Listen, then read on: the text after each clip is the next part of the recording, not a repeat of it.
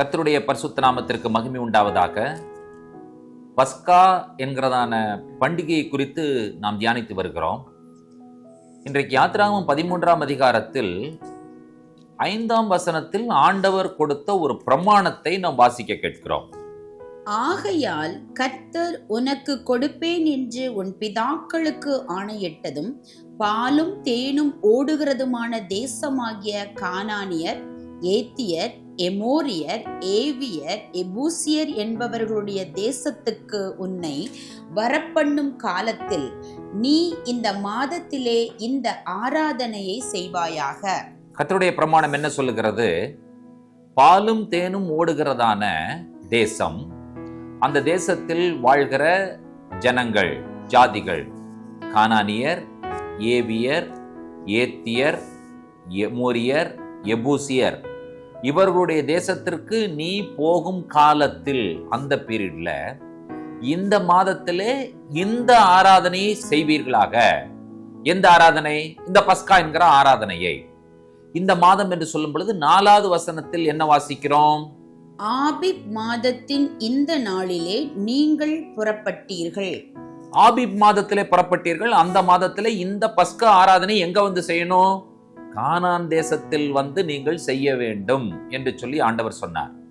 எதற்காக என்கிறதான கேள்விக்கு 8ஆம் வசனம் நமக்கு பதில் சொல்லுகிறது. அந்த நாளில் நீ உன் புத்திரனை நோக்கி, நான் எகிப்திலிருந்து புறப்படுகையில் கர்த்தர் எனக்கு செய்ததற்காக இப்படி நடப்பிக்கப்படுகிறது என்று சொல்.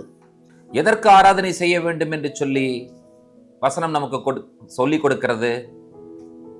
நீ உன் புத்திரனை நோக்கி, நான் எகிப்திலிருந்து புறப்படுகையில் கர்த்தர் எனக்கு செய்ததற்காக இப்படி நடப்பிக்கப்படுகிறது. இப்ப கர்த்தர் ஒரு பிளைனா ஒரு விஷயத்தை சொல்லிட்டார். எகிப்தில் இருக்கும் பொழுது பஸ்காவை ஆசரியுங்கள் என்று சொல்லும் பொழுது அதற்கு பிரமாணம் கொடுக்கப்பட்டது. ஒரு ஆட்டுக்குட்டி, அது அறுக்கப்பட வேண்டும், அது பழுதற்றது, ஆண் 1 வயது நிரம்பியது, நிலைக்கால் சட்டத்தில் ரத்தம் பூச வேண்டும், அப்பொழுது நீங்கள் வெளியே வந்து விடுவீர்கள், புளிப்பில் ஆப்பத்தோடும் கசப்பான கீரையோடும் இடுப்பிலே கச்சை கட்டினவர்களாய் பாதரட்சிகள் அணிந்து கொண்டு தடியோடு கூட அதை புசியுங்கள் என்று சொல்லி ஆண்டவர் சொல்லிவிட்டார். பிரமாணம் புசித்தார்கள், வெளியே வந்து விட்டார்கள். இப்ப கர்த்தர் என்ன சொல்றாரு? நீ கானான் தேசத்திற்கு வந்ததற்கு பிறகு இதே மாதத்துல இந்த ஆராதனை செய். எதற்காக செய்ய வேண்டுமா? பிள்ளைகளுக்கு கற்றுக் கொடுப்பதற்காக செய்ய வேண்டும். சரி, இப்ப எப்படி செய்வது? அது உங்களுடைய பாடுதான். That is your own business. நீ எப்படி செய்வியோ எனக்கு தெரியாது. நீ உன் பிள்ளைகளுக்கு நீ இங்க இருந்தாய் என்பதை கற்றுக் கொடுப்பதற்காக நீ செய்திரு என்று சொல்லி ஆண்டவர் அவர்களிடத்துல விட்டு விட்டார். இப்ப அவர்கள் என்ன செய்தார்கள் என்று சொல்லி கேட்டால், அவர்கள் பஸ்காவை அனுசரிப்பதற்கு ஒரு 15 படிகளை அவர்கள் உண்டாக்கினார்கள்.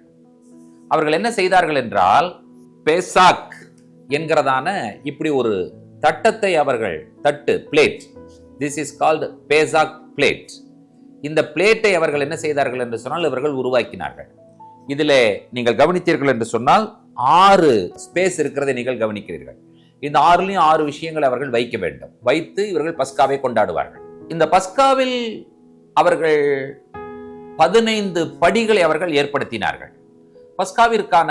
பஸ்காவை கொண்டாடுவதற்கு they prepared 15 steps to celebrate the Passover. முதலாவது படிக்கு பேரு sanctification, காடேஷ் என்று சொல்லுவார்கள். இது என்னன்னு கேட்டீங்கன்னு சொன்னா, அவர்கள் முன்பாக வைத்திருக்கிறதான அந்த 4 கோப்பைகள், அதாவது 4 கோப்பைகளிலும் ஒயின் இருக்கும். அந்த ஒயின் என்ன பண்ணுவாங்கன்னு சொன்னா, ஃபர்ஸ்ட் கப் எடுத்து பிளஸ் பண்ணுவாங்க. பரு கட்டா அடனாய் எலோஹினு மெலக் ஹாவோலம் பொரி பெரி ஹகாஃபன் என்று சொல்லி பிளஸ் பண்ணுவாங்க. அதற்கு பேர் சாங்டிஃபிகேஷன். ஃபர்ஸ்ட் ஸ்டெப் இந்த பாஸ்ஓவர் இஸ் காடேஷ். அடுத்தது 2வது ஸ்டெப்புக்கு பேரு, 2வது படிக்கு பேரு உர்காட்ஸ். உர்காட்ஸ்னா வாஷிங். அது அவர்கள் என்ன செய்வார்கள் என்று சொன்னால் செரமோனியல் வாஷிங், கைகளை கழுவுதல். இதற்கு எந்த பிளஸிங்கும் கிடையாது, சும்மா தண்ணியில வைத்து கையை கழுவுவார்கள். பஸ்காவினுடைய 3வது படி கர்பாஸ். கர்பாஸ் என்று சொன்னால் ஆப்படைசர், அதாவது ஒரு பசியை தூண்டும் ஒரு உணவு. அவர்கள் என்ன செய்வார்கள் என்று சொன்னால், இந்த புதினா போன்ற இந்த காய்கறி, இந்த கீரை வகைகள், இதை என்ன செய்வார்கள் என்று சொன்னால் உப்பு தண்ணீரிலே நனைத்து அவர்கள் சாப்பிடுவார்கள். அதுக்கு ஒரு blessing இருக்கு. அடுத்தது வந்து பாத்தீங்கன்னு சொன்னா 4வது படி யார்காட்ஸ். யார்காட்ஸ்னா என்னன்னு கேட்டீங்கன்னு சொன்னா உடைப்பது, பிரேக் பண்ணுவது. மாட்ஸா என்றதான புளிப்பில்லா அப்பம். இந்த மாட்ஸா ட்ரேக்குள்ள இருக்கிற அந்த மாட்ஸாவை பார்க்கிறீர்கள். இதுதான் மாட்ஸா. மாட்ஸா என்ற எபிரேய வார்த்தைக்கு புளிப்பில்லா அப்பம் என்று பெயர். இந்த புளிப்பில்லா அப்பம் ஒரு 3 கம்பார்ட்மெண்ட் இருக்கிறதான ஒரு துணி பையிலே ஒவ்வொரு கம்பார்ட்மெண்ட்லையும் ஒவ்வொரு மாட்ஸாவை வைத்திருப்பார்கள். அவர்கள் என்ன செய்வார்கள் என்று சொன்னால் நடுவில் இருக்கிற மாட்ஸாவை எடுத்து அதை 2ஆக உடைப்பார்கள். யாகாட்ஸ் என்று சொல்லுவார்கள். 5வது படி என்னன்னு கேட்டீங்கன்னு சொன்னா மாகீட். மாகீட்னா சொல்லுவது. என்னன்னு கேட்டீங்கன்னா யாத்திராகமத்தினுடைய அந்த கதை, எகிப்தில் இருந்தது அடிமைத்தனம், பஸ்கா ஆட்டுக்குட்டியின் ரத்தம், செங்கடல், எப்படியெல்லாம் நாங்கள் வெளியே வந்தோம் என்று சொல்லி இவர்கள் சொல்லுவதற்கு பேரு 5வது ஸ்டெப்பா அது செய்வார்கள் பஸ்கா மேஜையிலே. அதற்கு பேரு மாகீட். 6வதாக அவர்கள் செய்வது ரீஹாட்ஸா, அப்படின்னா வாஷிங். திரும்பவுமாக கைகள் கழுவப்படுகிறது. இந்த முறை சில ஆசீர்வாதங்களை சொல்லி அவர்கள் என்ன செய்வார்கள் என்று சொன்னால் கைகளை கழுவுவார்கள். பஸ்கா மேஜையினுடைய 7வது படி மோட்சி. மோட்சி என்று சொல்லும் பொழுது அப்பத்தின் மேல் அவர்கள் சொல்லுகிற ஆசீர்வாதம்.